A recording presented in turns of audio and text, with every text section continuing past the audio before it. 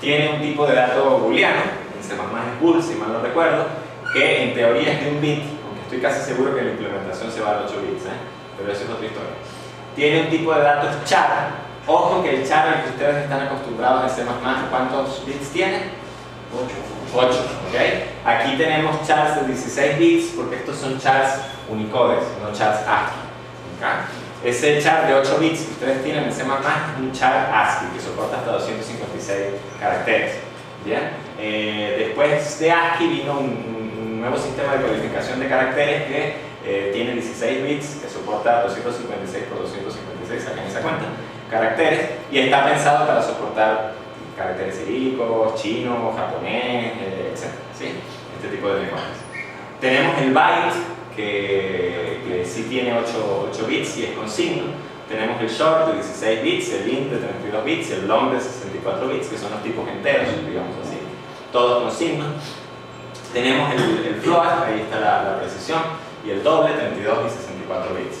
Lo interesante de esto es que yo no sé si ustedes saben que en C++ no necesariamente todos los, cuando tienen un tipo de dato en una plataforma, no necesariamente ese tipo de dato tiene el mismo tamaño o tiene, digamos así, está conformado de la misma forma en otra plataforma. Y entonces ese es un pequeño dolor de cabeza que hace que a veces hacer programas portables sea complicado. ¿Okay? O sea, a lo mejor ustedes pueden programar en una plataforma pensando que el entero es de 32 bits y cuando se llevan eso a otra plataforma resulta que el entero es de 16. Y ups, ahí hay problemas. ¿Okay? La ventaja que tenemos aquí en Java es que esto está pensado para ser muy portable, entonces estos tipos de datos garantizan, digamos así, esta estructura y estos tamaños en todas las plataformas en las que corren independientemente de la plataforma subyacente. ¿Okay?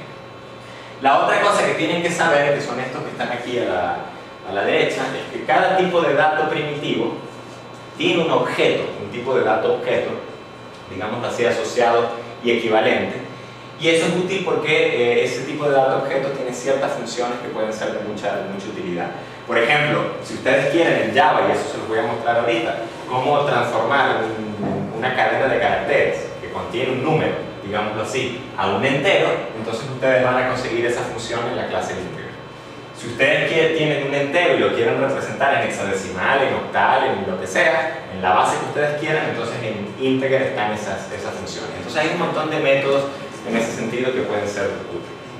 Lo otro es que si ustedes quieren meter en una lista, en una estructura de datos parametrizada, y eso lo vamos a ver también un poquito más adelante, algún tipo de dato primitivo, no pueden meter directamente el tipo de dato primitivo, sino que tienen que meter su objeto asociado, porque las listas, los parámetros de los tipos parametrizables, las listas solo soportan objetos y no tipos de datos primitivos. ¿Bien? Dime. Profesor, aquí acaba de surgir una duda con un compañero. El primero tiene un system out, hola mundo, y después un system er, chao mundo, secuencialmente. Y salen en órdenes distintos. Sí, porque realmente el out, o sea, la salida estándar y el error estándar son dos flujos distintos, completamente distintos. Entonces, ¿qué es lo que ocurre? Puede ser que el que hace flush primero, o sea, ellos pueden hacer flush en tiempos distintos. Entonces, a lo mejor sí, tú mandaste imprimir, hiciste el cout primero, hiciste el ser después, pero resulta que por alguna razón del sistema operativo, del lenguaje, etc., el ser hizo flush primero y salió primero. ¿Okay? Son flujos distintos. Entonces, cuando utilizan cout y ser, no pueden confiarse de que salgan en el orden en el que ustedes lo están poniendo en el código. ¿Okay? Porque de nuevo son flujos distintos. Profe, disculpa, en las últimas dos líneas, el flotante y el doble, 32 bits, No, el tamaño son 32 bits y lo que tienes ahí es el rango.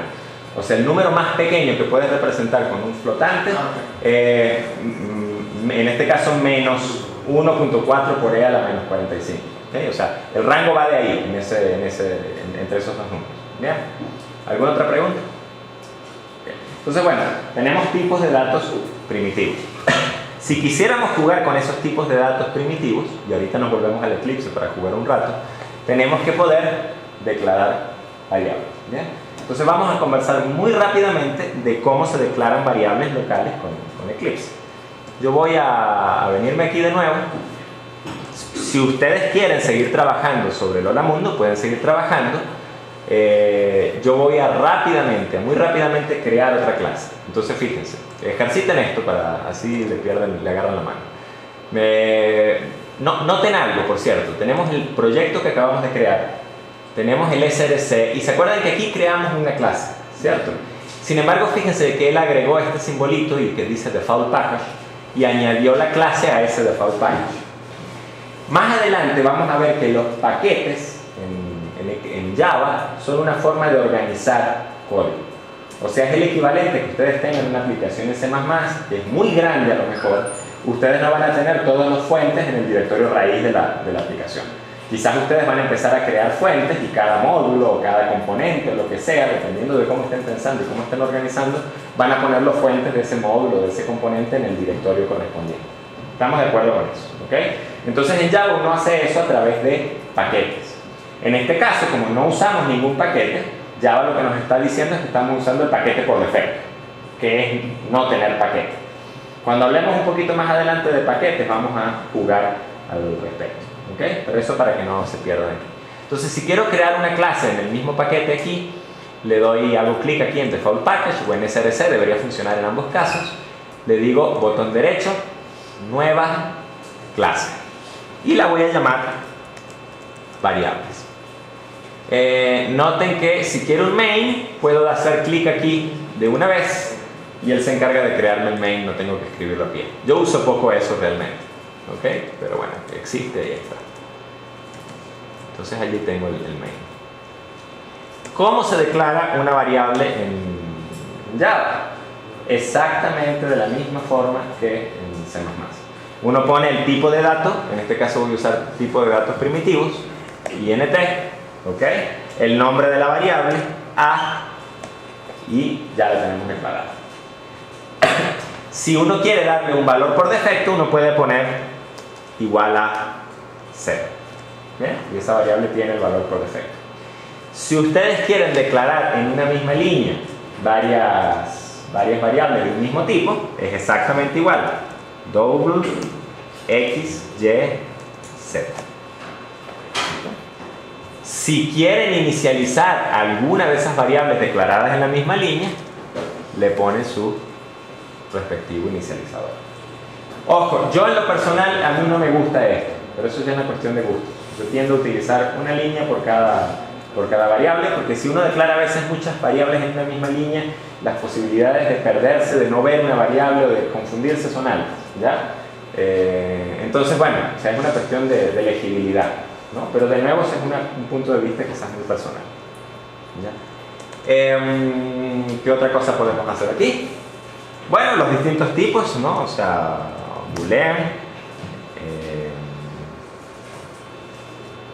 B, allí tenemos un booleano, y el boolean hay dos palabras reservadas, no recuerdo si C++ las tiene, sinceramente, aquí me van a tener que refrescar, que son los valores lógicos. Entonces uno le dice true, ¿ok?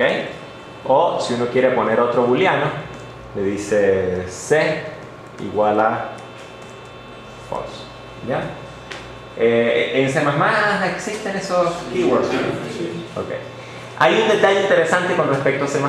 En C++, o en C en general, uno puede, los booleanos generalmente se tratan como enteros, ¿sí? Entonces uno puede decir que, bueno, un entero que tiene valor 0 es falso, mientras que un entero que tiene cualquier valor distinto de 0 es verdadero, ¿ya? Eso no es cierto en Java. O sea, en Java ustedes no pueden tratar un booleano como un entero o un entero como booleano. O sea, en Java un booleano es algo que evalúa a true o a false, alguna de esas dos palabras reservadas, ¿ya? Noten algo, ¿no? Quizás yo no debo de... Esto es bastante obvio, ¿no? Pero vamos a decirlo. Todos los lenguajes de programación tienen una serie de palabras reservadas. Ustedes eso lo saben. Aquí en este caso las palabras que están en morado, ¿bien? Son las palabras reservadas del lenguaje que hemos visto hasta ahora. Van a ir saliendo posiblemente otras a lo largo. Preguntas. De nuevo, o sea, no deberían tener problemas fundamentalmente declarando variables. Hay un detalle importante. Fíjense en algo. Si yo declaro un doble, por ejemplo, ¿no? Le digo, no sé, foo, puedo darle como valor 10.5. ¿Ok? Ahora, si yo declaro un flotante, fa, o vamos a ponerle var, y le digo que él vale 10.5, eso va a generar un error de compilación. Si nos paramos aquí sobre el error de compilación, él dice type mismatch cannot convert from a double to a float. O sea, no puede convertir de un doble a un float. Lo que pasa es que cualquier literal que ustedes coloquen de tipo numérico de punto flotante en Java, él lo interpreta como un doble. ¿Bien? Entonces aquí ustedes tienen un tipo de dato que es un flotante. ¿Ya? Entonces las opciones que tenemos, la más básica, la más burda, digamos así, es poner un cast. Debería funcionar, ahí está, ¿sí? Pero realmente la mejor opción que tenemos es decirle a Java que este es un literal de tipo flotante, no de tipo doble, y eso se hace con una F después del 5. Vale, un detalle realmente muy tonto. Solo para los flotantes. Solo para los flotantes, exactamente. Ojo, ¿no? Si mal no recuerdo, es posible que haya algunos otros prefijos, sufijos que son usables, ¿no? Creo que uno puede declarar cosas en hexadecimal, por ejemplo, y ojo, ¿no? Aquí me puedo estar equivocando, ¿no? Esto lo uso realmente poco. A ver. Sí, por ejemplo, si uno escribe algo precedido por un 0x, él lo asume como un hexadecimal. ¿Bien? Si mal no recuerdo, si uno escribe algo precedido por un 0, o sea, si uno escribe 03, él lo asume como un octal. ¿Ya? Entonces, vamos a ponerlo para que quede quizás aquí. Esto es un entero, bien. Si uno pone 03, esto es octal. Son cosas que no se usan mucho, al grado de que si pongo 08 eso no debería compilar, ¿se dan cuenta? Porque en octal no puedo tener, el 08 no existe, puedo llegar hasta el 07. Bien. Y estoy repitiendo la variable. Y si lo preceden por un 0x, pues entonces eso es hexadecimal. ¿Estamos de acuerdo? ¿Preguntas? Simple, ¿ok? Vamos a regresar aquí. No hay nada aquí que quizás nos hayamos saltado, ¿no? Por ejemplo, un detalle, ¿no? Estos son obviamente literales, ¿bien? Lo que en los lenguajes se llama literal.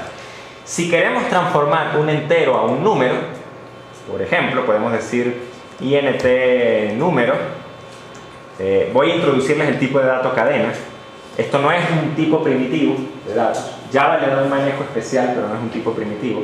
Les voy a crear una cadena S y lo voy a inicializar con un literal numérico. 1, 2, 3. Ahí está. ¿Estamos de acuerdo? Eso es bastante común. Si tengo, por ejemplo, un entero número y quiero transformar ese string, esa cadena de número, pues utilizo, como les decía, las clases estas asociadas a los tipos primitivos. Entonces puedo decir integer, y aquí podemos aprovechar la autocompletación, int, control barra, y lo hacemos de una vez. Y aquí la autocompletación empieza a ser útil porque vamos a invocar una función sobre ese integer. Es una función estática, ya vamos a entrar en detalles, ¿no? Pero las funciones en C++ se invocan igualito en Java se invocan igualito que en C++. Aquí no hay punteros, así que no tenemos el operador punto y el operador flecha, sino que solamente tenemos el operador punto. ¿Bien? Y bueno, aquí cuando le doy punto, la autocompletación de Java me muestra todas las posibles funciones que tiene ese entero, y eso es muy cómodo, ¿no? Profesor, Dime. con respecto a la clase string, en el C uno tiene que incluir un archivo, ¿cierto? Ajá. O sea, que aquí él por defecto asume que eso está en Java. Sí, te vas a dar cuenta que más adelante uno puede importar ciertos paquetes, que es el equivalente a incluir los archivos en C++. ¿Bien? Hay un paquete que es el paquete por defecto. Entonces las clases más utilizadas en Java están en ese paquete por defecto. Cuando vayamos entrando un poquito más en el tema, vamos a llegar a la parte de paquetes, de imports, etc. Y ahí lo detallamos quizás mucho más. ¿Okay?